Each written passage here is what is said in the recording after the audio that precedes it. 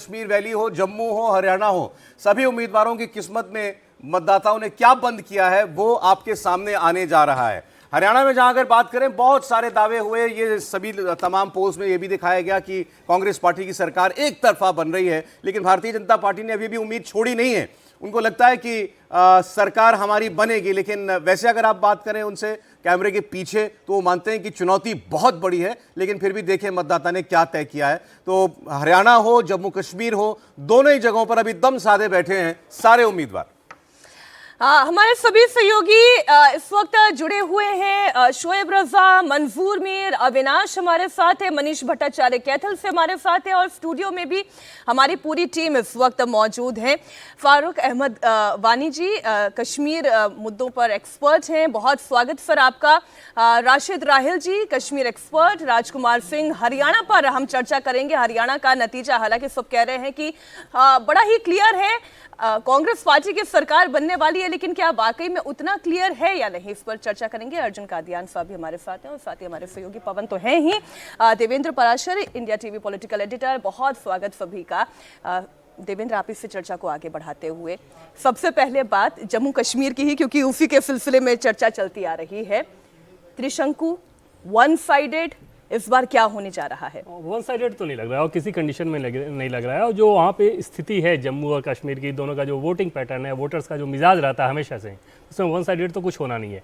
सवाल सिर्फ इस बात का है कि आज सिंगल लार्जेस्ट पार्टी कौन, सब कुछ निर्भर करेगा इस बात पे। और वो जो सिंगल लार्जेस्ट पार्टी होगी उसका नंबर्स किस प्रकार का आ रहा है। अगर सिंगल लार्जेस्ट पार्टी एनसी होगी तो निश्चित तौर पे सरकार बनाने के लिए सबसे पहले इनविटेशन उसी को पास जाना है, ये जो हमें इन्फॉर्मेशन मिली है टॉप सोर्सेज के द्वारा। दूसरी चीज़ की, अगर एनसी नहीं होती, अगर बीजेपी हो जाती है सिंगल लार्जेस्ट पार्टी, तो ये इन्विटेशन बीजेपी के पास आएगा।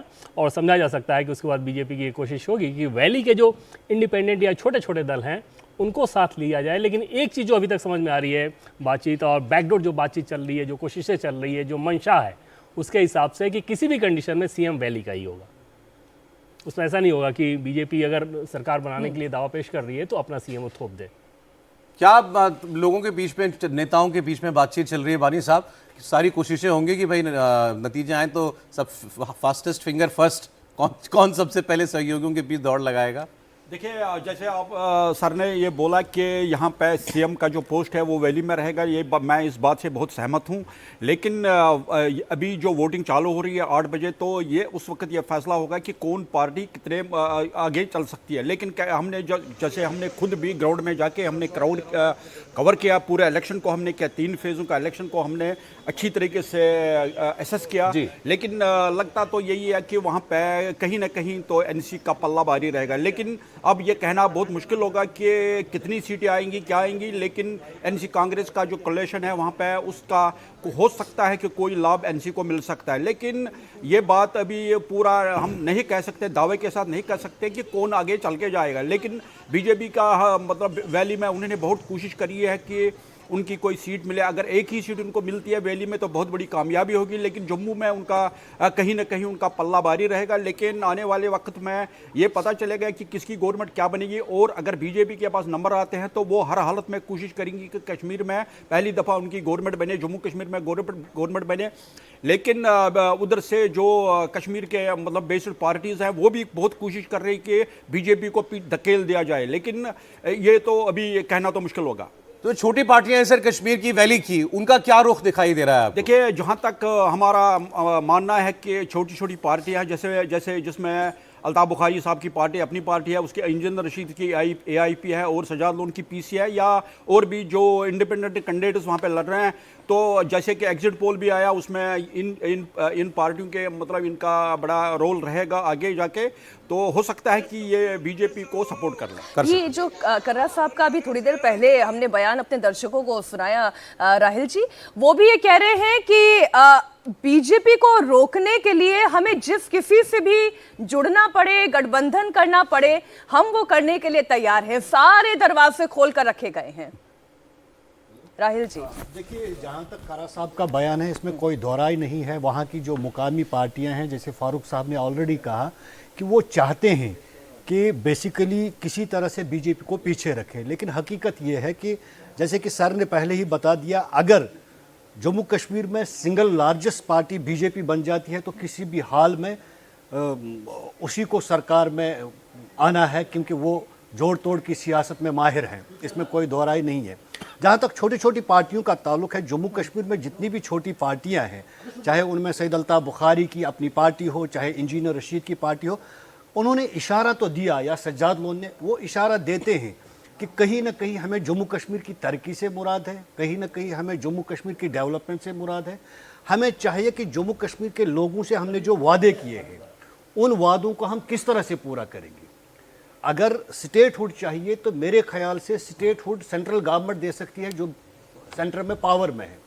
अगर कहीं गठबंधन बीच में आ जाता है नेशनल कॉन्फ्रेंस और कांग्रेस का या छोटी पार्टियों का, तो फिर एक बड़ा संघर्ष उनको करना पड़ेगा वो चीजें हासिल करने के लिए जो उन्होंने अपने वोटरान से इलेक्शन के दौरान वादे किए। आप कह रहे सॉरी, लाइकली है कि ये छोटी पार्टियां, अगर बीजेपी बड़ी पार्टी बन जाती है तो ये छोटी पार्टियां उसकी तरफ हाँ बिल्कुल हो सकती है, इसमें कोई दोहराई नहीं है, वो जा सकते हैं, क्योंकि वो भी लोगों से इशारा यही करते हैं कि हमें तरक्की चाहिए, हमें डेवलपमेंट चाहिए, हमें अपने स्टेट को वो अख्तियार चाहिए, वो सिर्फ हमें बीजेपी दे सकती है। तो नेचुरली ये पीडीपी की मैं बात कर रही थी, मंजूर हमारे साथ जुड़े हुए हैं। मंजूर, पीडीपी की सिचुएशन कैसी देख रहे हैं आप? देखिए, बीजेपी ने पीडीपी के साथ मिलकर एक बार सरकार बना ली और वो ये समझ गए कि ये सरकार वो चला नहीं सके, और तभी फिर जो परिस्थितियां हमने जम्मू कश्मीर में देखी वो पेश आई।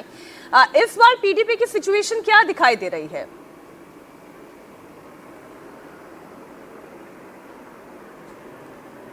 देखिए मीनाक्षी, पीडीपी की सिचुएशन उतनी अच्छी खास नहीं है जितनी उनकी 2014 में रही थी। हालांकि ये माना जा रहा है कि 8 से 9 सीटें वो है उन पर जीत दर्ज कर सकते हैं, लेकिन ये एग्जिट पोल के आंकड़े हैं। लेकिन जैसे ही काउंटिंग शुरू होगी उसके बाद ये तस्वीर जो है पूरी तरह से साफ होगी। लेकिन नेशनल कॉन्फ्रेंस और कांग्रेस जो है एक बड़े दावेदार के तौर पर उन्हें देखा जा रहा है। खासकर सबकी निगाहें जो है वो जम्मू रीजन पर है कि कांग्रेस वहाँ पर कितना अच्छा प्रदर्शन करती है। नेशनल कॉन्फ्रेंस भी इसी इंतज़ार में है, क्योंकि नेशनल कॉन्फ्रेंस को पूरी उम्मीद है कि कश्मीर रीजन में जो है उनको अच्छी सीटें मिलेंगी, और उनकी जो असेसमेंट है वो करीबन 30 से 35 सीटों के पर टिकी हुई है कि 30 से 35 सीटें वो है कश्मीर रीजन में हासिल करेंगे, और सबकी निगाहें जो है वो कांग्रेस पर है। और पीडीपी ये मानती है कि उनके पास करीबन 10 से ज़्यादा सीटें होंगी और वो किंग मेकर के तौर पर जो है बन सकते हैं, और उनकी सपोर्ट के बिना जो है जम्मू कश्मीर में कांग्रेस और नेशनल कॉन्फ्रेंस की सरकार नहीं बन सकती है। अच्छा मंजूर, मैं आपके पास लौटता हूं दोबारा। इस वक्त हरियाणा के मुख्यमंत्री नायब सिंह सैनी कुछ बोल रहे हैं। काउंटिंग है और हमें पूर्ण विश्वास है हरियाणा प्रदेश की जो हमने सेवा ईमानदारी से पिछले 10 वर्षों के अंदर की है, मैं उस आधार के ऊपर कह सकता हूं कि हम तीसरी बार हरियाणा के अंदर एक तरफा सरकार बना रहे हैं। भारतीय जनता पार्टी तीसरी बार सेवा के लिए तैयार है, क्योंकि केंद्र में आदरणीय नरेंद्र मोदी जी तीसरी बार प्रधानमंत्री बने हैं, और हमने पिछले 10 वर्षों के अंदर आदरणीय मोदी जी के नेतृत्व के अंदर हरियाणा की गति से विकास किया है, समस्याओं का समाधान किया है, ईमानदारी से हमारी सरकार ने किया है, और आगे भी हम मजबूती से ईमानदारी से हरियाणा प्रदेश को आगे बढ़ाने का काम हमारी सरकार करेगी। कहते हैं यही रात अंतिम, यही रात वाली रात ठीक कटी, सब बढ़िया रहा। नहीं, हमें कोई दिक्कत नहीं है। जिनके लिए अंतिम, जिनके लिए भारी होगी उनके लिए होगी, हमारे लिए तो जैसे पहले था वैसे अब। हमें इस बात का नहीं है।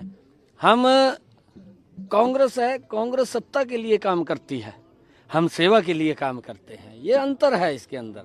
जो व्यक्ति निस्वार्थ भाव से सेवा करता है, ईमानदारी से काम करता है, उसको ना अंतिम रात दिखती है ना भारी दिखती है, उसके लिए तो सामान्य है। क्योंकि हमारी जो सोच है वो सोच है लोगों की सेवा करना और लोगों के हित में काम करना, ये हमारी सोच है। साहब, आपने इंटरनल रिपोर्ट्स लिए हैं, इंटरनल रिपोर्ट्स क्या कहती हैं? आपने सीआईडी से भी ली? मैंने कहा है कि भारतीय जनता पार्टी तीसरी बार बड़े मैंडेट के साथ सरकार, एक तरफा सरकार बना रही है। लेकिन कांग्रेस लगातार दावा कर रही है कि वो दावा कर सकते हैं, कोई हम थोड़ी मना करेंगे। मुख्यमंत्री की भी लड़ाई शुरू हो गई। देखिए, हम कांग्रेस के अंदर ये मना नहीं कर सकते। अभी कई लोग और भी हैं जो दावे कर रहे हैं, किसी को मना थोड़ी करेंगे। ये आप कर देंगे मना कि आप नहीं बन रहे हैं, आप बोल नहीं सकते। दावा करना एक अलग बात है। हमने अपने काम के ऊपर जो हमने ईमानदारी से काम किया है, हमने सेवा की है, हमने सत्ता नहीं चलाई है, हमने सेवा की है हरियाणा प्रदेश की। और उस सेवा के ऊपर अगर आप लोग देखेंगे, पिछले 10 वर्षों मेरा हरियाणा बदला है, गति से बदला है। क्योंकि विपक्ष के लोग तो इस प्रकार का काला चश्मा लगा रखा है कि वो कहते हैं का कोई काम ही नहीं हुआ। भाई अब सबसे बड़ा उदाहरण तो मैं आपको दूं, हमारे शहीदों में अशोक तंवर जी जनसभा में थे ना जनसभा में, और उसके तुरंत बाद 45 मिनट के अंदर 45 मिनट के अंदर वो पहुंच गए राहुल के पास। पहुंचे या नहीं पहुंचे कि ये इतना गति से जाना और संसाधन देना, ये करे काम नहीं हुआ। काम क्यों नहीं हुआ भाई? तो एक जनसभा में खड़ा था, अर्थात उसके 20 मिनट के बाद दूसरी में चला गया राहुल को मिलने के लिए। कहीं ना कहीं एक मजाक भी चल रहा था कि उन्होंने राहुल गांधी को कहा कि 152D के जैसे और फिर इनको काम नहीं दिख रहा, भी काम नहीं हुआ। कितना लोगों का जीवन हमने सरल सुगम किया है, रास्ते हमने गजब के किए हैं कि एक व्यक्ति 20 मिनट पहले दूसरी जनसभा में हो और 20 मिनट के बाद दूसरी जनसभा में राहुल को मिलने चला जाए, तो रास्तों का ही तो है। 56 दिन कम मिले आपको? नहीं, देखिए हमने पिछले 10 वर्षों में काम किया है, 56 दिन का सवाल नहीं है। हमने पिछले 10 वर्षों के अंदर जबरदस्त काम किया है। आदरणीय मनोहर लाल जी ने बहुत जबरदस्त हरियाणा के अंदर जिस प्रकार के सिस्टम को खड़ा किया है, हरियाणा प्रदेश को लंबे समय तक उसका लाभ मिलेगा। और क्योंकि इस काम को आगे बढ़ाना ईमानदारी से हमारी जिम्मेवारी है और हम उस काम को बिल्कुल। नायब सिंह सैनी साहब के कॉन्फिडेंस पे कौन ना मारा जाए। देखें, वो कह रहे हैं कि हमने इतनी सेवा की है, कांग्रेस सत्ता के लिए आती है, हम सेवा के लिए आते हैं। 1 घंटे में वो भी पता चल जाएगा।